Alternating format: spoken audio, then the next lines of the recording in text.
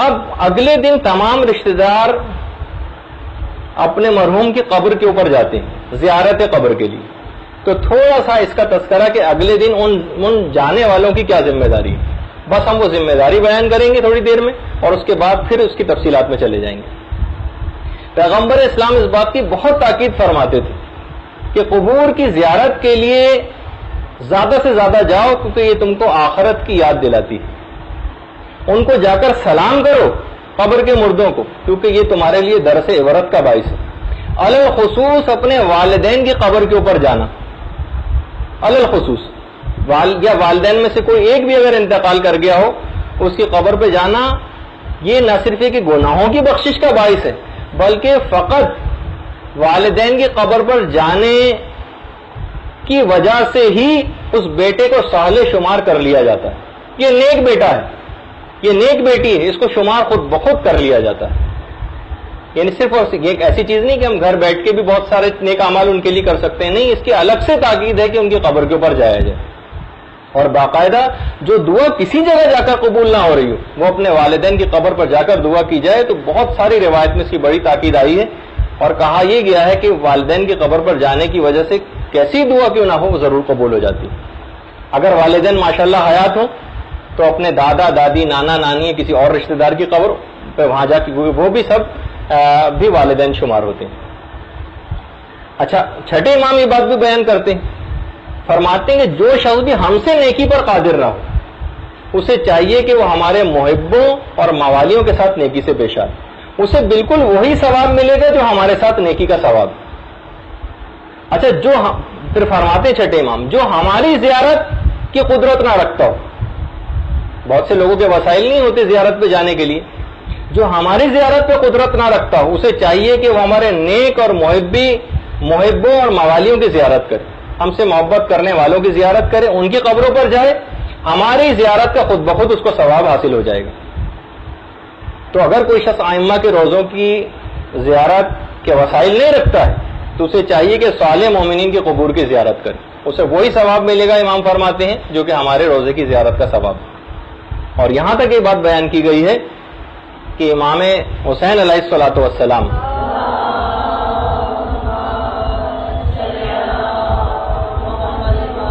کہ امام عرش اعظم پر ہیں، لیکن ان کی نظر مبارک اپنی مجلس اعضاء میں شریک لوگوں اور ان کی قبر کی زیارت کرنے والوں کے اوپر. اگرچہ امام عرش اعظم پر فائز ہیں لیکن ان کی نگاہ ان کی مجلس اعضاء میں شریک لوگوں کے اوپر ہے اور ان کی قبر کی زیارت کرنے والوں کے لیے. اور شہید دست غیب تو یہاں تک کہتے تھے کہ اصل میں امام حسین اور اولاد زہرا کے قبور ان کے شیعوں کے دلوں میں، کہ ادھر ان کا نام آیا اور ادھر ان کی آنکھوں میں آنسو آ جاتے ہیں. اچھا، اب ایک سوال ایک راوی نے امام سے پوچھا اور یہ دماغ میں ایک سوال بھی اٹھتا ہے. محمد ابن مسلم چھٹے امام سے پوچھتے کہ مولا جب ہم قبروں کی زیارت کے لیے جاتے ہیں تو کیا یہ جو مردے ہیں یہ اس سے باخبر ہوتے ہیں؟ کیا ان کو پتہ چلتا ہے کہ ہم ان کی زیارت کے لیے آئے ہوئے ہیں؟ امام نے فرمایا ای واللہ، ہاں خدا کی قسم، وہ اس بات انہم لیعلمون بکم، وہ اس بات سے آگاہ ہوتے ہیں کہ تم ان سے ملنے کے لیے آئے ہو. ویفرحون بکم، اور وہ اس بات سے انتہائی خوشی اور فرحت محسوس کرتے ہیں کہ تم ان سے ملنے آئے ہو. ویستانسون الیکم، اور وہ اس بات سے مانوس ہو کر خوشی حاصل کرتے ہیں، تم سے مانوس ہو کر خوشی حاصل کرتے ہیں کہ تم آئے ہو. وسائل الشیعہ میں باقاعدہ یہ روایت، اور خود ایک روایت تو وصیت کرتا ہوں اور تم یہ بات پلے باندھ لو، خدا تم کو اس کا فائدہ دے گا. وہ کیا ہے کہ قبرستان کی ہمسائیگی اختیار کرو، یعنی دوسرے الفاظ میں کہ قبرستان اکثر جایا کرو. آخرت کو تم اس بہانے یاد رکھو گے، دن میں بھی چلے جایا کرو، لیکن یہ بات یاد رکھو گے رات کو قبرستان نہ جایا کرنا. مستدرک الوسائل کے اندر روایت ہے. اس بنا پر اکثر علماء نے عام مومنین کی زیارت، قبور کی زیارت کو رات کے وقت مکروہ قرار دیا، پیغمبر اسلام کی کیونکہ ممانعت تھی. البتہ معصومین کے روزوں کی زیارت وہ تو ہر وقت مستحب ہے، یعنی چاہے رات ہو چاہے دن ہو. اچھا، اب یہ سوال پیدا ہوتا ہے کیونکہ اپنے رشتہ دار کی قبر پہ جانا ہے، کب جائیں؟ دیکھیے ویسے تو ہر وقت جا سکتے ہیں، یعنی کسی بھی دن چلے جائیں، لیکن خاص طور پر پیر کے دن اور جمعرات کے دن ذرا تاکید آئی. ایک تاکید جمعے کے دن کی بھی آئی ہے لیکن پیر اور جمعرات کی تاکید بھی. اچھا جو وقت کون سا ہونا چاہیے جانے کے لیے؟ جمعرات کے دن تو عصر کا وقت ہونا چاہیے. عصر کا جو وقت فضیلت ہے وہ ہونا چاہیے جو آپ کے دماغ میں ہوگا کہ عصر کا وقت فضیلت کب شروع ہوتا ہے. اور ہفتے کے دن بھی تاکید آئی ہے اور ہفتے کے دن صبح کے وقت جانے کی تاکید آئی. باقاعدہ عروۃ الوثقیٰ کے اندر یہ مسئلہ لکھا ہوا ہے کہ ہفتے کے دن صبح کو جائے. اچھا کون لوگ جائیں؟ ہماری فقہ کے مطابق مرد اور عورتوں دونوں کے لیے قبرستان جانا مستحب ہے، دونوں کے لیے. البتہ عورتوں میں بس 2 احتیاطیں ہیں. ایک تو یہ ہے کہ وہ بے صبری کا مظاہرہ نہ کرے، اور صبر و تحمل کا اگر مظاہرہ کرے تو پھر عورتوں کے لیے جانے کی اجازت ہے. اور دوسری چیز یہ کہ اپنے پردے اور عفت کا مکمل خیال رکھتے ہوئے جائیں.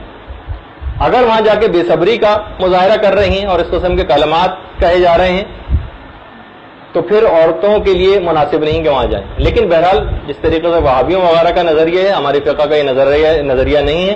عورتوں کے لیے بھی قبرستان جانا مستحب ہے اور مردوں کے لیے بھی. اچھا قبرستان جا کر کریں کیا؟ تو سب سے پہلی تو چیز یہ ہے کہ قبرستان میں جا کر مردوں کو سلام کریں. سلام کرنے کے بھی کئی طریقے روایات میں بیان ہوئے.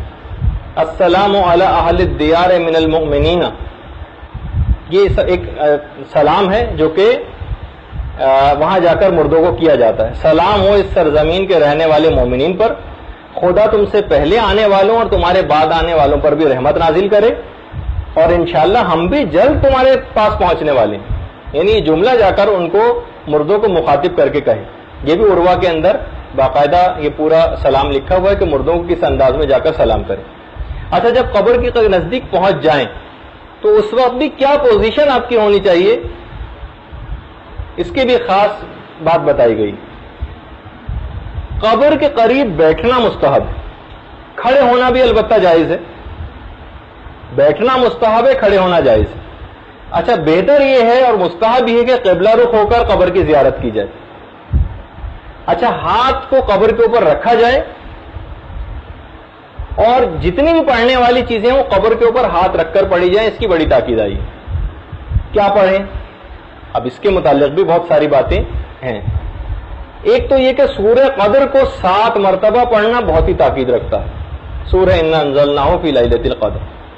8ویں امام یہ بات بیان فرماتے ہیں کہ جو مومن بھی قبر کی زیارت کے وقت 7 مرتبہ اس سورہ کو پڑھے گا، پروردگار اس مردے کو اور زیارت کے لیے آنے والے دونوں افراد کو بخش دے گا. 7 مرتبہ جو شخص بھی سورہ قدر کی تلاوت کر دے گا. اچھا دوسری چیز سورہ قدر کے بعد آیت الکرسی پڑھنا، اس کا بہت ثواب ہے. اچھا اگر کوئی شخص آیت الکرسی کسی بھی مردے کے لیے پڑھ دے تو چاہے وہ مردہ کسی بھی جگہ دفن کیوں نہ ہو، اس کی قبر سے ایک نور ساطع ہوگا اور پروردگار عالم اس قبر کے مردے کو یہ بات بتائے گا کہ یہ آیت الکرسی کا ہدیہ تمہارے پاس فلاں مومن نے بھیجا اور اس سے اس نے خود بھی بہت فائدہ اٹھایا اور اس کے عوض ایک بہت زبردست قسم کا ایک ثواب بھی ملے گا.